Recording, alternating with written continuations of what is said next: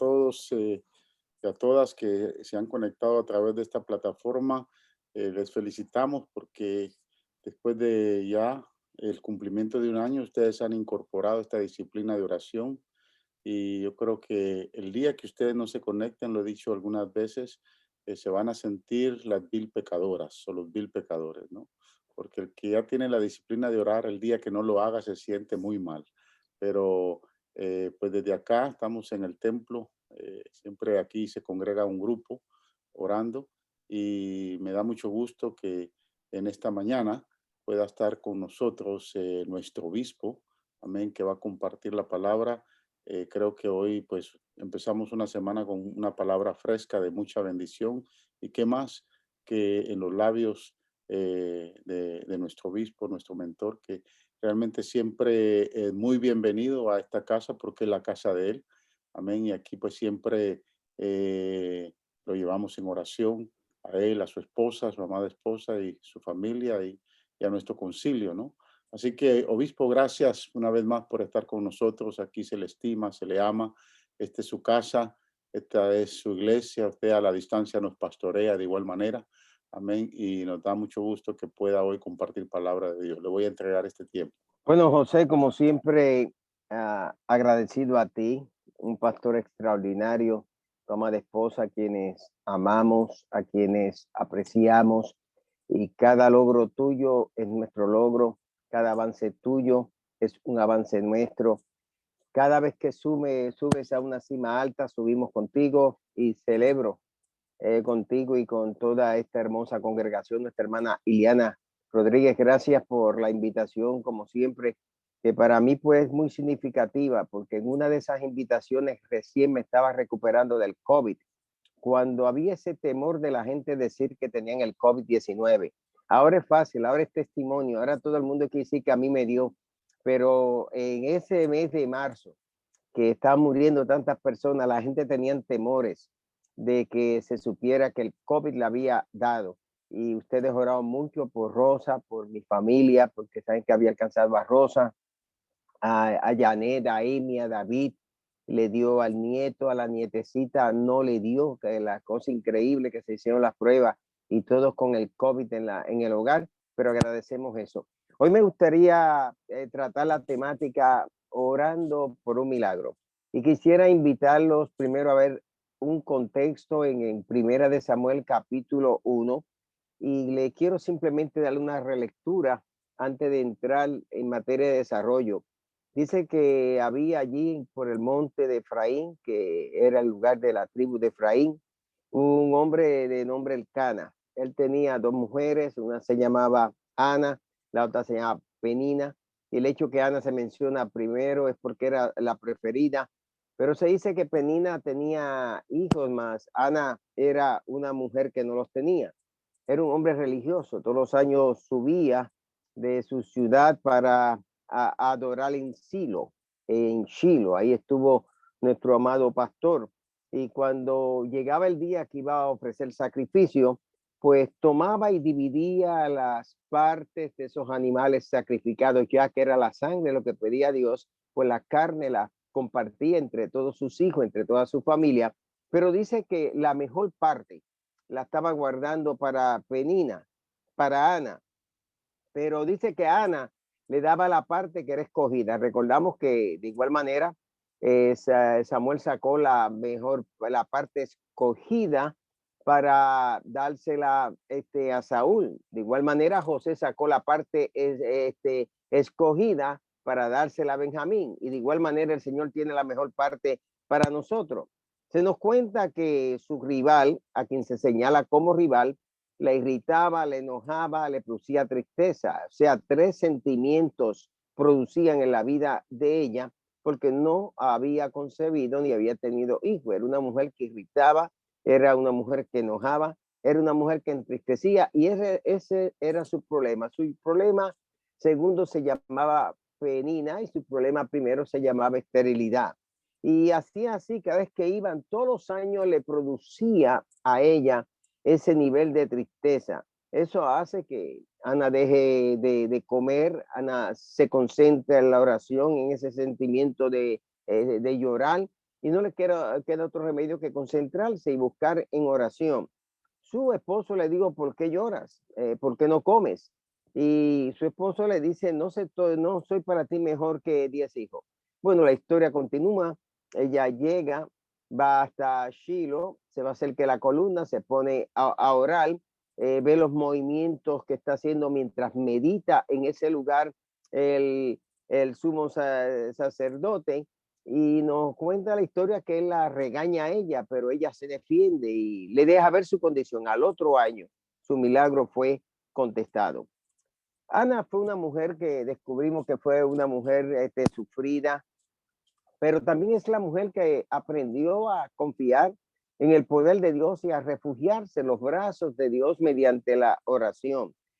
Hay un tiempo, queridos hermanos, de rendir todo a Dios, pero rendirnos todos nosotros a Dios.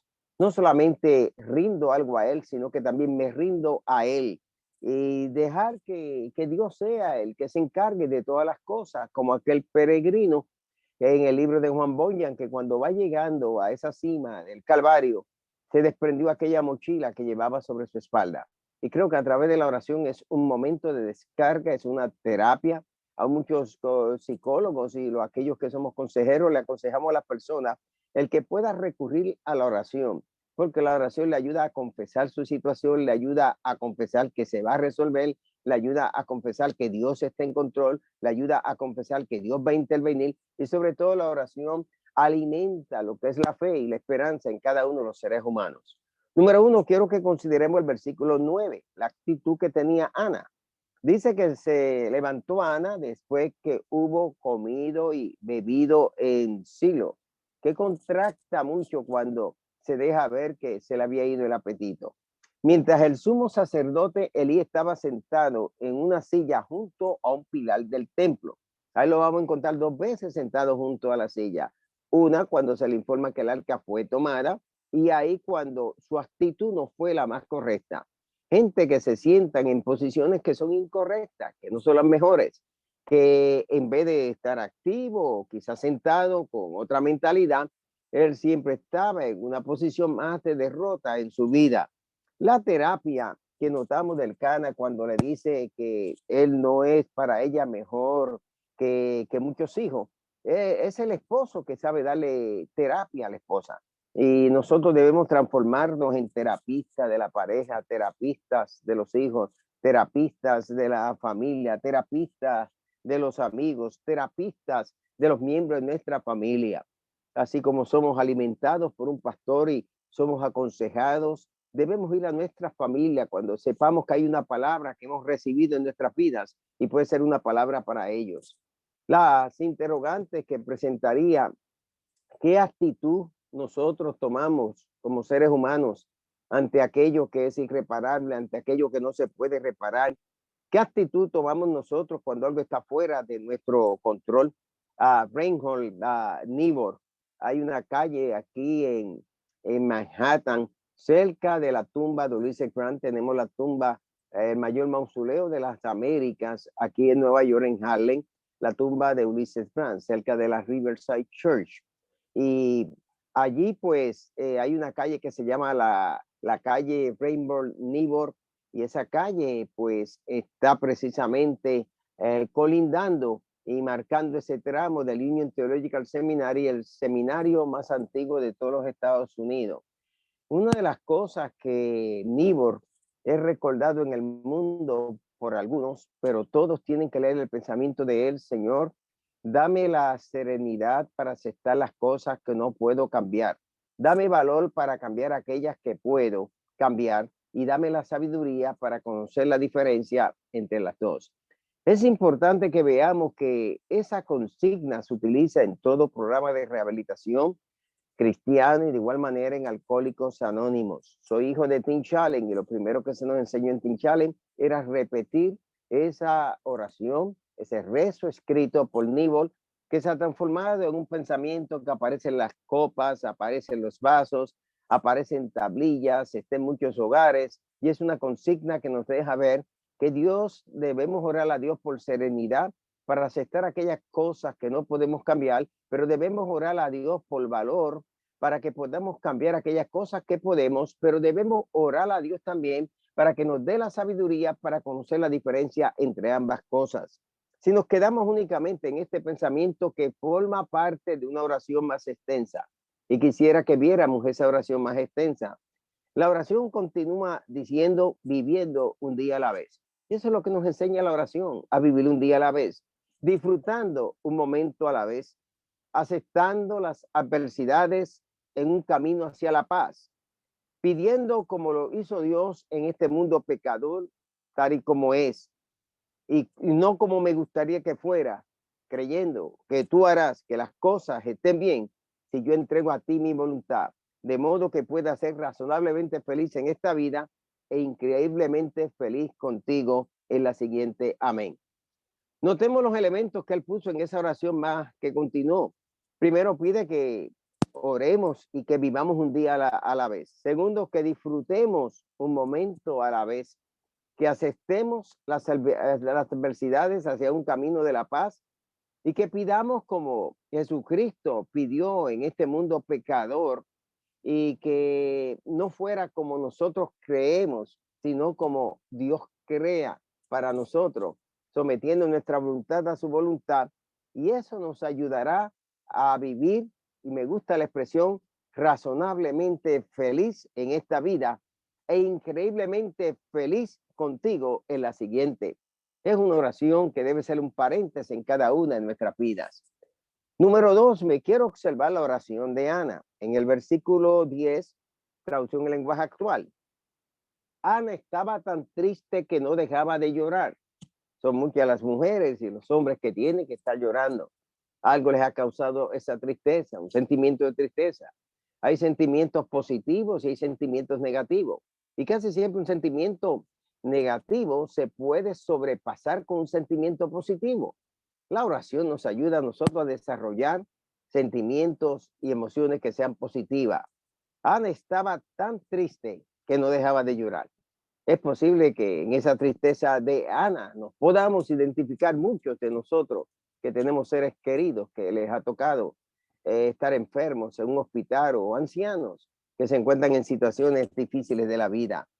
Pero dése cuenta que en vez de ella quedarse sumida, ahogarse en su tristeza, encerrarse en su tristeza, aislarse con su tristeza, la escritura declara, por eso oró a Dios. La oración y las pruebas de la vida nos llevan a nosotros a acercarnos a Dios. Esas tristezas nos dicen es tiempo de orar. Esa falta de trabajo es tiempo de orar. Ese problema en el matrimonio es tiempo de orar. Esas dificultades con la congregación es tiempo de orar. Aquí en Nueva York se está enfrentando un nuevo distanciamiento social y ahora es con las congregaciones. Varios amigos míos han tenido que cerrar sus templos. La gente, a causa de la pandemia y de un año estar distanciados de las iglesias, aunque estamos todavía al 50% de asistencia, pero que es tanto que la gente puede venir en realidad. Se mantiene esa ley, pero pueden llegar, pero en muchos lugares la gente no está llegando. Pastores tienen que estar entregando los storefronts porque no tienen con qué pagar. Pastores han tenido que ir a hacer Uber porque no tienen un salario que pueda devengar a causa de los diezmos de las personas. Pastores me llaman con la tristeza que no sé qué hacer. Los hermanos no quieren regresar a la iglesia, y puede darse cuenta que ese es el tono de nuestras oraciones, quizá de los pensamientos que ponemos en Facebook. Regresen ya a la congregación, vuelvan al rebaño, acompañen a sus pastores.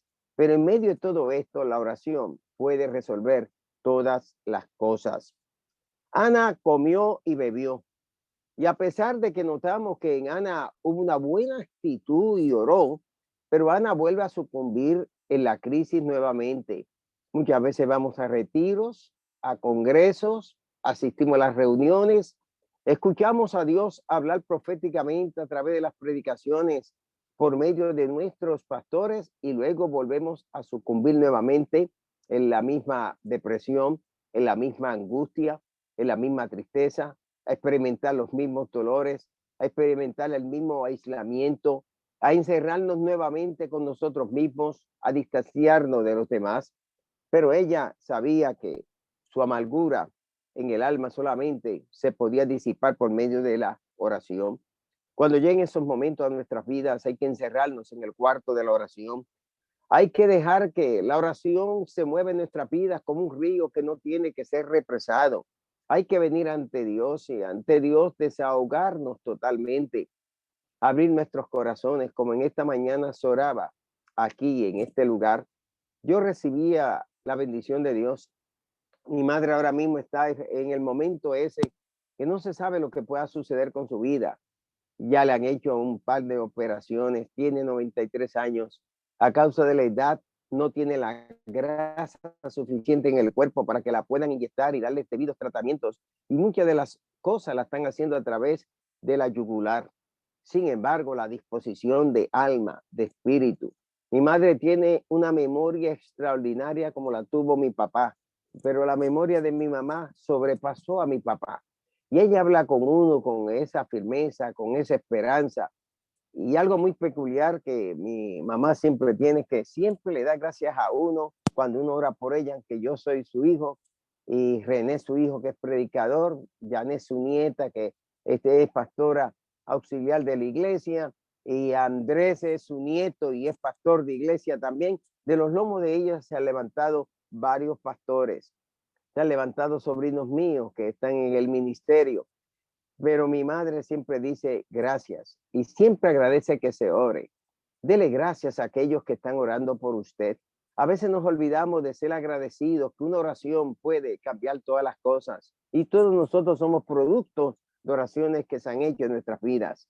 Ante las sinsabores de la vida, ante los momentos emocionales o sentimentales difíciles, la oración nos ayuda a nosotros a tener un mecanismo de defensa. Orar es tener un aliciente para un alma que está sufriendo. Cuando nosotros oramos, podemos recibir la medicina. Es como una receta que nos da un doctor. Si tú le quieres dar a alguien una buena receta, dile, lee la Biblia, ora, asiste a un templo, habla con tu pastor. Esa es una receta que le puede ayudar. Cuando el alma se alborota, la oración le trae paz. Cuando no sepamos qué decir o cómo orar o por qué pedir, simplemente oremos. Dice en el Salmo 62:8, pueblos todos confíen siempre en Dios, pero dice la revisión Reina Valera, vacíen delante de él su corazón, Dios es nuestro refugio. Y en 1 Tesalonicenses 5:17 dijo el apóstol Pablo, oren en todo momento. La Reina Valera 1960 dijo, orad sin cesar. En todo momento, caminando en el tren, en la casa, cuando nos levantamos, afeitándonos, desayunándonos, cuando nos acostamos, cuando a las 4 de la mañana el cuerpo nos indica que debemos ir al servicio sanitario y venimos de regreso. Qué mejor momento hasta retomar nuevamente el sueño que meditar, orar y pedirle a Dios que nos pueda ayudar. Ana estaba orando por un milagro y ese milagro se llamaría Samuel. Muchas veces en nuestras oraciones tenemos que poner nombres a esos milagros que nosotros deseamos. Tu milagro tiene nombre, pero tu milagro también puede tener un apellido. Ora por ese milagro con nombre y apellido. El pastor José Resino oró por un milagro llamado Faro de Luz en Houston, Texas, junto a su amada esposa Linda, quien apreciamos muchísimo, y era simplemente una oración. Sale desde la ciudad de Nueva York sin saber lo que iba a suceder en Texas y va a Katy, Texas, pero hoy día vemos que esa oración fue contestada y esa oración lleva el nombre de Faro de Luz, y no solamente oró por Faro de Luz, sino que se levantaron los ministerios Faro de Luz y oró por otro santuario y Dios se lo concedió, y oró por construir otro santuario y Dios se lo concedió, y oraba por tener más de 10 congregaciones de ministerio Faro de Luz y Dios se lo ha ido concediendo, pero se lo ha ido concediendo porque Faro de Luz tiene un ministerio fuerte de oración que desde las 5 de la mañana ha estado clamando siempre a Dios, creyendo y poniendo el nombre a los milagros. Mientras ella estaba orando, Elí no pudo interpretarla, pero le llamó la atención la insistencia de su oración. Y aquellos que oran, la gente se dan cuenta. La gente tiene que ver que algo está ocurriendo con esa persona. La gente no puede ignorar a aquellos que están orando. Sus oraciones están ayudando a que esta gran victoria que tiene Faro de Luz sea una gran realidad. Número 3, quiero hablar sobre el compromiso de Ana. Dice la escritura en 1 Samuel 1:11, e hizo voto diciendo, Jehová de los ejércitos, si te dignares a mirar a la aflicción de tu sierva, no le está decretando, no le está ordenando, no le está mandando. Si te dignares mirar a la aflicción de tu sierva y te acordares de mí. Dios se acuerda de todos nosotros, pero ¿qué puedes decirle a Dios? Acuérdate de mí. En los salmos de continuo se escucha esa sentencia, acuérdate de mí. Fueron las mismas palabras que aquel crucificado dijo en la cruz del Calvario como segunda palabra, acuérdate de mí cuando vengas en tu reino. Y eso es bueno decirle a Dios, acuérdate de mí. Y no te olvidares de tu sierva, sino que dieres a tu sierva un hijo varón. Fue una oración específica. Está pidiendo un hijo varón. Yo lo voy a dedicar a Jehová todos los días de su vida y no pasará navaja sobre su cabeza. Ella se va a una antigua tradición de consagrar hijos a vivir vidas como nazareos.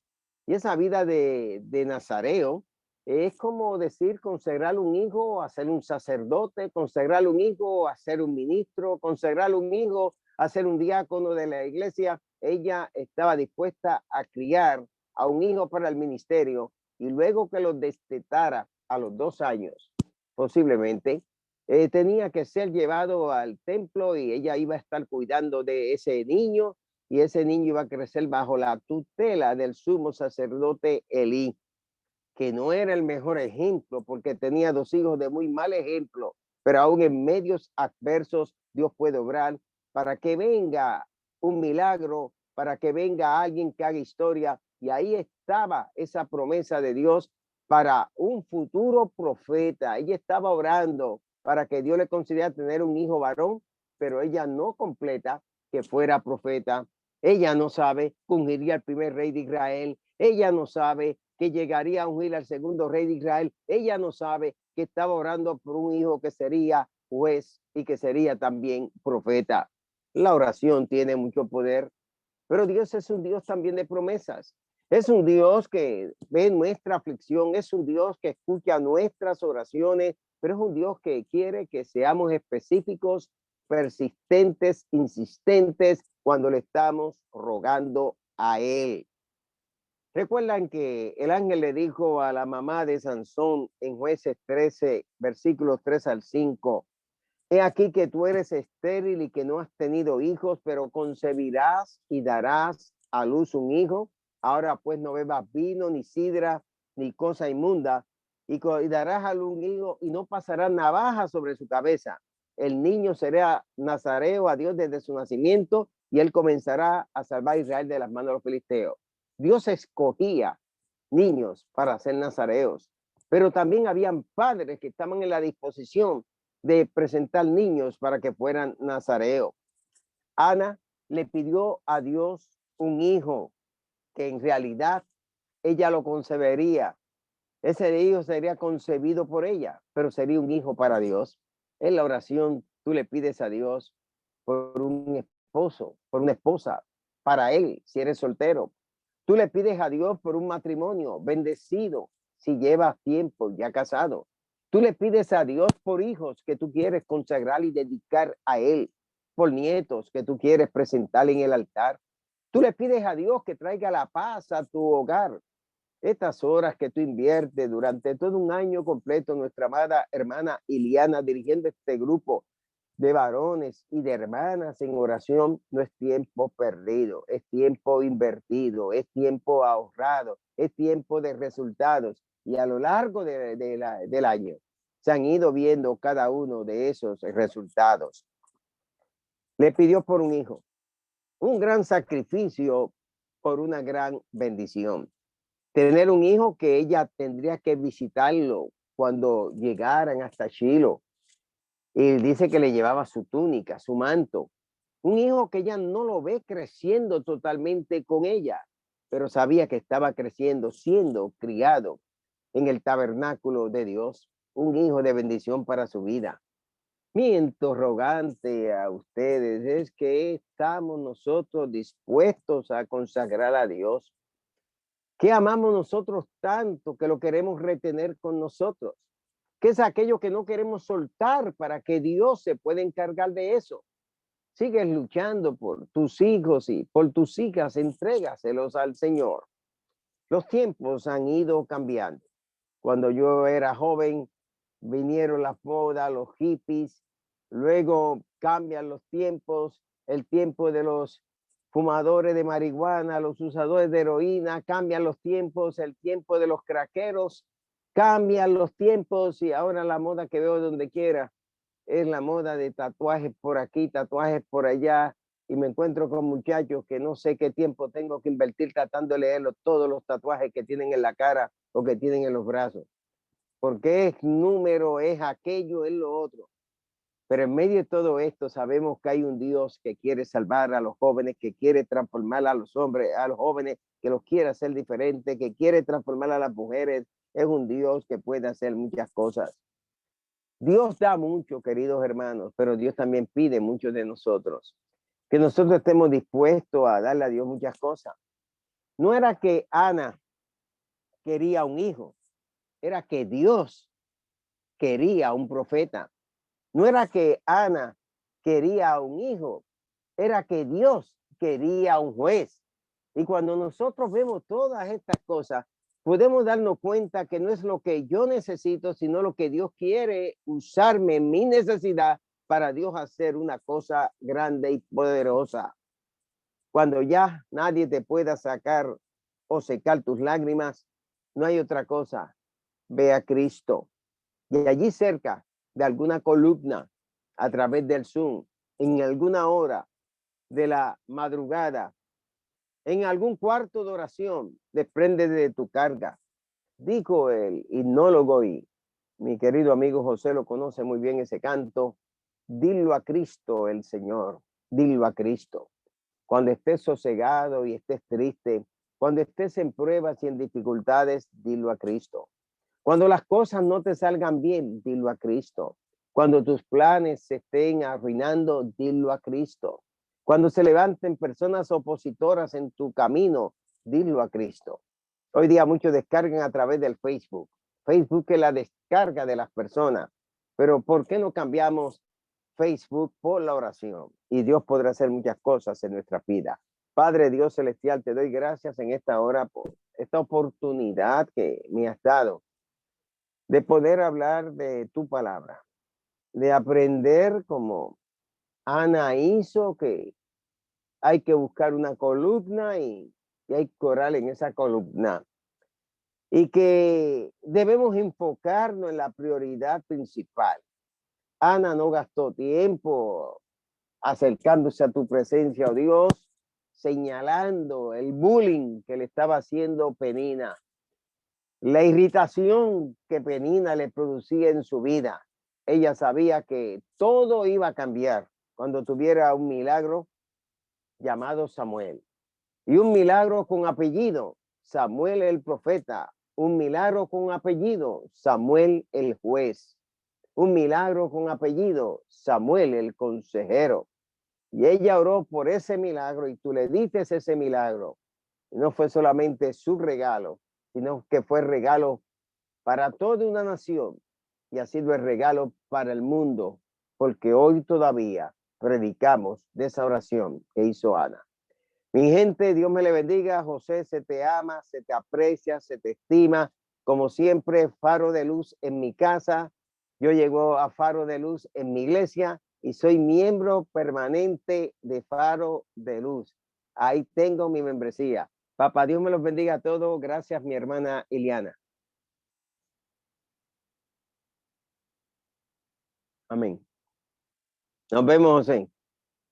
Gracias, obispo. A la verdad, una bendición a poderle siempre escuchar.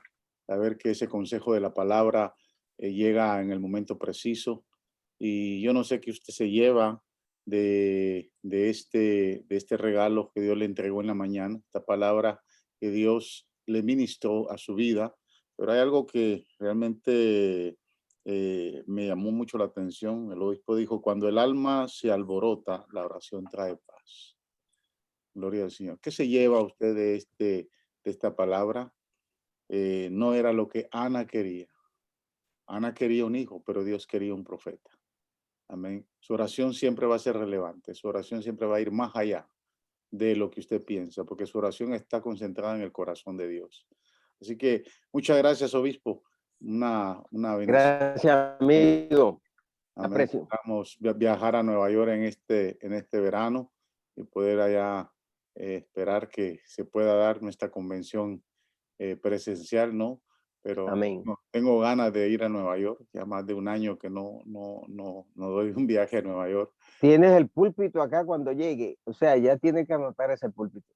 Amén. Gracias, obispo. Amén. Siempre allá nos sentimos muy bendecidos. Saber que pues Nueva York fue nuestra casa, no la olvidamos. Guardamos mucho nuestra oración, la ciudad de Nueva York, nuestro concilio.